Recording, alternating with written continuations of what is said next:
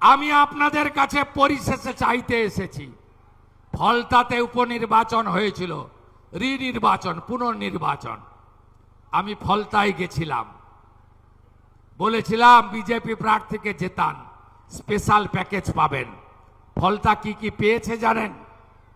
Special অর্থনৈতিক অঞ্চল হয়েছে, মহিলা কলেজ পেয়েছে, 100 বেডের হসপিটাল আপগ্রেডেশন হবে, ফলতাতে ফায়ার ব্রিগেড স্টেশন করা হয়েছে, ফলতাতে বিশেষ উন্নয়ন প্যাকেজ দেওয়া হচ্ছে। রেজিনগরেও আগামী 2-2.5 মাসের মধ্যে উপনির্বাচন।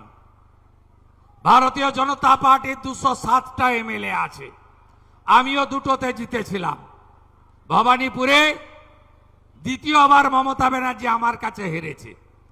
আমার এলাকায় এসে আমাকে হারাতে গেছিল, ওখানকার লোক উনাকে হারিয়ে টাটা বাই বাই করেছে। আমি এবারে উনার এলাকায় উনাকে হারাতে এসেছিলাম, উনাকে হারিয়েছি। নন্দীগ্রামে উপনির্বাচন হবে, ওটা তো আমার উপর ছেড়ে দিন। ওখানে কত ভোটে জিতবো আমি জানি, সীমা নেই, অনেক বড় ভোটে জিতবো। রেজিনগরটা দেবেন তো? দেবেন? দেবেন? একটা নয়, 2টো ব্রিজ দেব,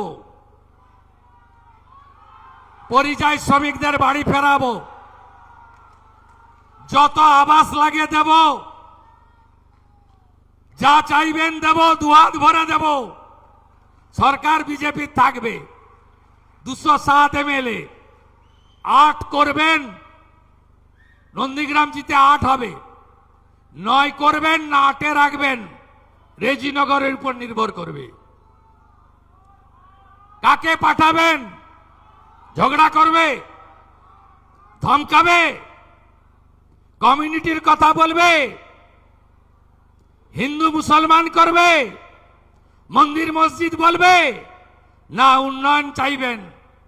উন্নয়ন যদি চান, হাতে কাজ, পেটে ভাত, মাথায় ছাদ, সোলার আলো, আরো স্কুল, আরো কলেজ, আরো রাস্তা, আরো ব্রিজ, ঘরে ঘরে নলে জল, কৃষকের অধিকার, পরিযায়ী শ্রমিক বাড়ি ফিরবে, তার স্ত্রী কন্যার পুত্রর সঙ্গে বাড়িতে থাকবে, বাবা মা সেবা করবে। যদি চান পদ্ম ফোটাতে হবে। দেবেন তো? দেবেন? দেবেন?